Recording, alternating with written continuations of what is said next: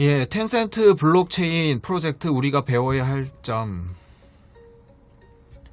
예상외로 발전하는 중국 블록체인 기술. 중국의 3대 기업인 알리바바, 텐센트, 바이두도 예외는 아니다. 이 중국이라는 이 특수성 때문에, 공산당이라는 이 특수성 때문에 정말 얘네들은 경쟁력이 진짜 높은 것 같아요. 왜 우리나라도 보면 옛날에는 이렇게 군부 시절이 있었잖아요. 그러니까 그 군부 시절이나 이런 독재 시절이 있으면 푸시를 할 때는 진짜 세게 미는 이런 게 있어요, 진짜. 그 민주주의로 봤었을 때는 독재고 정말 안 좋은데, 이렇게 중국도 보면은 정부가 이렇게 강하게 미는 이런 부분은 정말 부러울 때가 있어요. 근데 또 뭐 인터넷이나 뭐 유튜브도 안 되고 뭐 트위터 이런 것도 안 되는 거 보면 그런 거 보면 참 답답하긴 한데, 아무튼 이거는 좀 블록체인에 관해서 상당히 부러운 그 정의 하나예요, 이거는. 예, 타키님 잘 들리신대요. 예, 샤샤님 어서오세요. 예, 에다님 괜찮대요. 예, 다들 괜찮다고 하는데. 타펠님 이게 컴퓨터 문제신 것 같은데. 와이파이시구나. 와이파이는 좀 느려요. 예, 느릴 수 있어. 예, 중국은 제13회 5년 계획에서 IoT, 인공지능, 빅데이터, 블록체인 등 IT 기술의 중요성을 강조하며 이를 효과적으로 적용을 시킬 수 있는 방안을 강구해왔다고 주장한 바가 있다. 예, 그래서 중국에서 국가에서 얘기했다는 거예요. 기술 하나하나뿐만 아니라 기술을 통합하고 모든 분야를 아우를 수 있는 플랫폼을 구축해야 한다고 언급한 점이 인상적이다.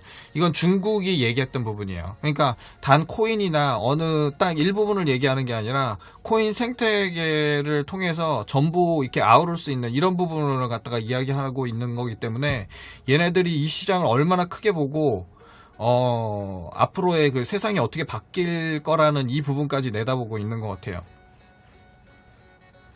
올 4월에 발표된 프로젝트는 의료기관 블록체인을 구축하는 것을 목표로 한다. 이로써 중국의 IT 기술 개발은 한 걸음 더 목표치에 가까워졌다. 이게 뭐냐면은 덕키 얘기하는 거야, 덕키. 딴 거 아니라 덕키예요, 이거. 의료기관 블록체인이고 그 정부의 데이터에 접근할 수 있는 거는 지금 이게 기장인가 그 흑룡강성 쪽에서 지금 테스트하고 있어요. 남방 쪽에서도 테스트하고 있고, 이거의 테스트가 끝나고 나면 그 중국 전역에 덕키가 다 깔려요. 예, 시선님 안녕하세요. 그래서 얘네가 전에도 얘기한 것 중에 하나가 그 CCTV에서 얘기한 게 그 인터넷, 지금의 인터넷 기술보다 10배는 더 큰 기술이다 라고 이야기를 하는데, 이거에 관련해서 제가 영상을 갖고 있는데 박상기 교수님이셨나? 제가 잠깐만 찾아볼게요, 자료 좀. 제가 그거를 뽑아놨는데,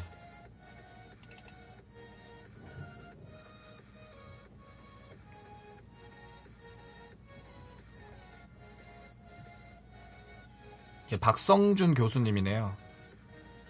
박성준 교수님. 요거를 조금 볼면, 그레이 혼트님 오래간만이에요.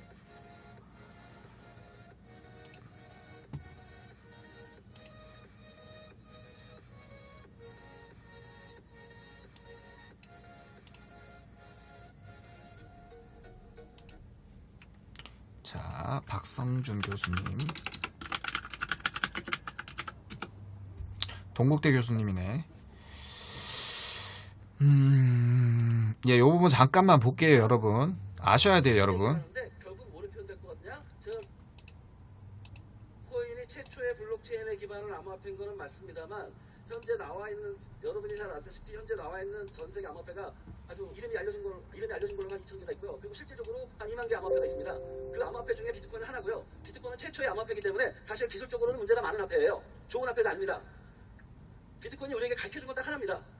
일을 하는 방식, 비즈니스를 만드는 방식, 생태계를 구성하는 방식에 중앙집중 방식의 TTP가 없이도 P2P로 가능하다는 것을 보여준 첫 번째 사례예요. 즉 우리에게 그러니까 지금 여기 그림에도 나오죠. P2P예요. 전에는 이제 다 중앙화 시켜서 이게 이런 방식인데, 이 지금은 앞으로의 방식은 다 P2P라는 거. 이 부분이 조금 핵심이고, P2P 생태계를 구성하는 방법을 보여준 겁니다. 그럼 우리는 결정을 해야 됩니다. 앞으로 우리가 어떤 일을 할 때, 어떤 비즈니스를 구축을 할 때 T2P로 하는 것이 옳은지 아니면 우리에게 새로 주어진 P2P 방식으로 하는 것이 맞은지에 대한 합리적인 선택을 할 수 있는 비교를 해야 된다는 겁니다. 이게 맞는 얘기예요. 우리에게 주어진 또 다른 대안이 있으면 그 대안이 좋은지 나쁜지를 봐야 되잖아요. 비트코인이 나온 게 2008년이고요. 현재 전 세계에서 왼쪽으로 하던 방식을 오른쪽으로 하는 방식에 대한 실험을 하고 있는 겁니다. 실제 서비스를 구현할 때 P2P 방식으로 구현하는 거에 대한 가치에 대한 논쟁을 하는 겁니다.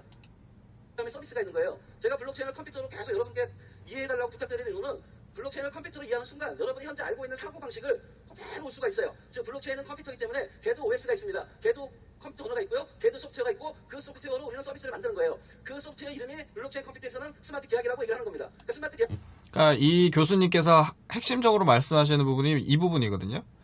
그러니까 여러분들이 이해하실 때 그냥 블록체인은 단순 그냥 스마트 계약이다라고 이제 이야기를 이렇게 알고 계시는데, 그게 아니라 이분께서 얘기하신 거는 이거는 블록체인 자체가 컴퓨터라고 이야기를 하시는 거예요. 그러니까 일본에서 CCTV에서 얘기했던 게 인터넷 기술보다 10배 더 큰 기술이다라고 얘기했던 부분이 이 부분이 아니었나라는 생각이 들었어요. 이 영상을 보면서. 블록체인은 컴퓨터다. 이렇게 하면은 완전 좀 많이 달라져요. 우리가 이게 접근하는 게, 왜 그러냐면은 그 스마트 원장으로 해갖고 우리가 어떤 이 프로그래밍이 되거든요. 이 코인 자체 내에서 프로그래밍이 돼요. 어떤 거 같은 걸 미리 이렇게 짜놓으면은 저희가 어떤 거가 이렇게 딱 던졌을 때 거기에서 반응이 온단 말이에요. 그러니까 예를 들어서 저희가 이제 무슨 게임을 하잖아요. 그러니까 무슨 카지노 게임을 한다. 그러면은 베팅을 하고 이게 이겼다 졌다 결과값이 나오잖아요. 그러면은 그 결과값에 따라서 바로 저한테 돈이 와요. 그래서 여기에 비슷한 이제 코인들이 어떤 것들이 나왔냐면 그 슈퍼볼 같은 코인 아시죠? 로또예요.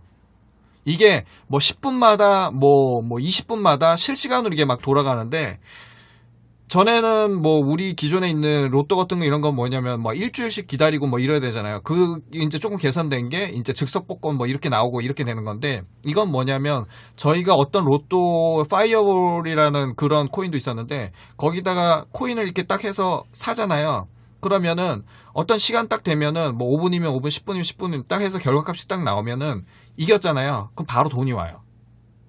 그 완전 어떻게 보면 노름이나 마찬가지인데, 이거는 그냥 단순히 수치적으로 이겼다 졌다 해서 나오는 건데, 이게 아니라 이 교수님께서 얘기하시는 거는 클라우드 컴퓨터라는 그런 개념이에요. 그러니까 우리가 사용하는 모든 것들을 갖다가 올려놓고 꺼내서 쓸 수 있고, 그냥 클라우드라고 생각하면은 우리가 그 기본적인 데이터 이제 빼다 쓰고 우리가 필요한 거 업로드 시키고 이런 건데, 이런 게 소프트웨어적으로 그냥 다 반응도 할 수 있다는 그런 부분을 갖다 얘기하는 거예요. 그러니까 이 교수님이 말씀하신 게 그 부분이 제일 핵심이에요. 탈중앙화된 자동시장 계획 아닙니다. 스마트 계약은 저스트 소프트웨어예요. 그냥 소프트웨어 다른 의미입니다. 근데 그 소프트웨어가 왜 탈중앙하고 자동실행 기능이 있느냐? 그게 블록체인 컴퓨터 기능의 특성이고, 이런 그림을 보시면 여러분이 블록체인에 대해서 바라보는 시각을 조금 더 클리어하게 할 수 있다고 해서 제가 한번 만들어봤습니다. 이해하셔야 돼요. 블록체인하고 암호화폐가 뭔지에 대해서 먼저 이해하셔야 됩니다. 그 코끼리로서의 블록체인을 저는 여러분에게 글로벌 신뢰 컴퓨터라고 말씀을 드린 거고요. 그 다음에 그 컴퓨터, 우리에게 새로운 세상이 오고 있는 거예요. 왜 블록체인의 미래가 뭐냐? 아주 밝습니다. 왜? 새로운 거니까. 그리고 그게 좋다는 걸 우리는 경험을 해왔고 검증이 됐으니까. 그럼 앞으로 세상은 현재 여러분이 쓰고 계시는 컴퓨터나 인터넷 대신에 뭘 써야 되느냐? 블록체인 컴퓨터를 바꾸는 일을 하고 있는 거예요. 그럼 미래 세상은 뭐겠어요? 블록체인 컴퓨터나 블록체인 네트워크에 돌아가는 서비스가 창출되는 그런 세상이 오겠죠. 그래서 블록체인은 밝다는 겁니다. 그리고 하셔야 된다는 거고요.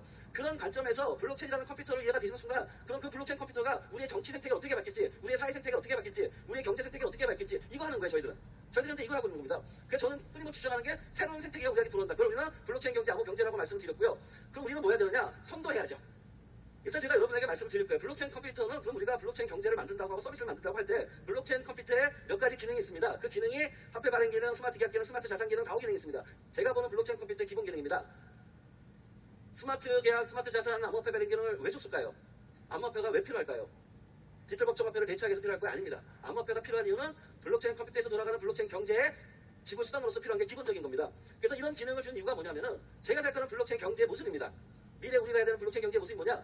블록체인 컴퓨터나 인프라 위에 블록체인이 주고 있는 스마트 자산기는 계속 이제 여러분은 크립토 에셋, 디지털 에셋이라는 얘기가 나오는데 가치가 있는 어떤 대상을 크립토 에셋으로 스마트 자산으로 블록체인 컴퓨터는 등록을 합니다. 그 블록체인 컴퓨터에 등록된 스마트 자산을 거래하는, 통제하는 그 기능이 스마트 계약이고요. 즉 스마트 이 그 박성준 교수님이 처음부터 이쪽 그 블록체인 쪽을 공부하신 게 아니라 원래 암호학을 공부하시던 분이래요.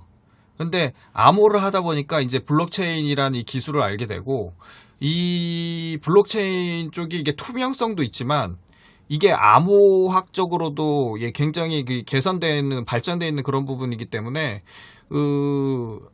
이쪽 공개된 그런 예, 공개되어 있는 부분하고 암호학적으로 이렇게 프라이빗된 이런 부분이 이렇게 공존하는 그런 시스템을 갖다가 이렇게 이야기를 하셨었어요. 계약으로 인해서 우리가 얘기하는 디지털 자산을 거래하는 툴이 만들어지는 거죠. 그리고 그 스마트 계약으로 스마트 디지털 에셋이나 스마트 자산을 거래할 때 필요한 지불수단, 그 지불수단 때문에 암호화폐가 필요한 겁니다. 그럼 어떤 모습이 그려지세요? 여기 오다 보니까 후업이라는 그 업체에서 자기 플랫폼에다 이름은 멋있게 써놨다고요. 멋있게 써놨더라고요. 디지털 자산 거래 플랫폼이다. 그게 맞는 거예요. 블록체인 컴퓨터가 원하는 거는 현재 여러분의 가치가 없어 보이는 모든 데이터조차도 가치를 주는 그 얘가 스팀이시고요. 그런 가치가 없어 보이는 데이터들의 가치를 줘서 그 가치가 있는 데이터를 디지털 에셋으로 표현을 하고 싶고요. 그 표현된 디지털 에셋에 대해서 스마트 계약으로 거래하는 디지털 자산 거래 시장을 원하는 겁니다. 이게 블록체인 경제고 암호 경제 특징입니다. 이걸 저희는 P2P 경제, 암호 경제, 블록체인 경제라는 얘기 씁니다. 그때 암호화폐가 없으면 저 디지털 자산 거래 시장이 활성화가 안 돼요. 여러분 전자산 거래가 활성화된 이유가 뭔지 아세요? 전자산거래가 활성화되는 피지가 생기고 인터넷 뱅킹이 생기고 거기에 맞는 지불수단이 생겨서 활성화된 거지, 제가 초기에 전자산거래 할 때 그런 게 없을 때는 전자산거래 활성화 꿈도 못 꿨습니다. 어떤 경제 생태계가 만들어지면 그 경제 생태계에 필요한 지불수단도 따라가줘야 됩니다. 그게 암호화폐라는 거고요. 예, 이 부분은 핵심이죠. 정말 핵심이죠. 이런 블록체인이 나옴으로써 해서 이런 생태계들이 이제 다 꾸며진다는 그런 얘기거든요. 요거는 제가 주소를 하나 올려놓을 테니까는 한번 시간 되시면 보세요. 뭐 별로 안 길어요. 18분 정도밖에 안 되기 때문에. 블록체인을 선도해야 된다는 건 뭐냐면은 저희가 좀 앞서 나가야 된다는 얘기예요. 그 정부 쪽에서 하는 얘기예요, 그게. 저희 쪽, 우리 쪽 정부, 그러니까 이런 생태계나 이게 전반적인 걸 갖다가 우리가 이제 어떻게 보면 이제 먹을거리 이런 부분인데, 이런 걸 갖다가 저희가 좀 이끌고 나가야 되니까, 저희가 지금 IT 강국이기만 하지 어떤 생태계나 어떤 플랫폼 이쪽으로 해서는 지금 아니잖아요. 그래서 그런 부분을 갖다가 이야기를 하시는 것 같아요. 그래서 정부 쪽에다가 지금 이걸 갖다가 이야기를 하시는 거예요. 그 앞에 제가 기사 보여드렸던 거 이 부분이거든요. 같은 맥락이에요. 중국은 이렇게 밀어주잖아요, 지금. 중국이 기술에 지금 엄청 목말라 있어요. 엄청 목말라 있고, 옛날에 쇄국정책 펴면서 이게 안 좋았던 그런 걸 갖다가 이렇게 좀 뭐라 그럴까. 하여튼 그걸 갖다 좀 치욕스럽게 생각하고, 그리고 시진핑이 모토로 지금 내걸고 있는 게 뭐냐면, 전 세계 인재를 내가 다 가져다 쓰겠다. 그게 모토예요. 그리고 한 20년 전쯤이었을 거예요. 20년 전쯤만 해도 중국에 그렇게 큰 기업이 없었어요. 뭐 알리바바도 뭐 별 볼 일 없었고, 그때만 해도 뭐 이베이하고 싸우고 있었나? 그때 없었을 수도 있어요. 없었을 수도 있는데, 걔네가 중국이 자동차도, 그러니까 옛날에 제가 중국을 가면서 이제 수교해서 얼마 지나지 않아서 중국 갔었을 때 느꼈던 게 뭐냐면, 이렇게 큰 나라가 자동차도 하나 제대로 못 만드나? 이런 생각이 속으로 들었어요. 그 당시에 그런 게 들었어요. 근데 또 뭐 미사일이나 이런 것도 만들긴 했었지만은 이제 차도 못 만드나 이런 생각을 했었거든요. 근데 얼마 지나지 않아서 이제 몇 개년, 5개년 계획 뭐 이런 게 쭉 나오면서 이제 공장들 막 다 들어오고 막 하는데, 그때 우리나라가 쌍용이 내부 사정이 안 좋아갖고, 예, 그거를 매각하는, 그게 이제 해외 쪽하고 뭐 중국 쪽하고 여러 군데 이제 입찰을 받았는데, 중국 쪽에서 이제 쌍용을 갖다 인수하겠다고 그렇게 얘기가 나온 거예요. 그래서 우리가 웃었어요. 야, 니들이 뭔 돈이 있어? 니네들 제대로 된 회사가 있어? 뭐 이렇게 진행이 됐단 말이에요. 근데 어떻게 됐냐면 중국 정부에서 돈을 대줬어요. 그 돈을. 상상할 수 없는 돈이었거든요. 중국이 그런 나라예요. 기술을 지금 얘네가 쟁취하려면 수단 방법 가리지 않아요.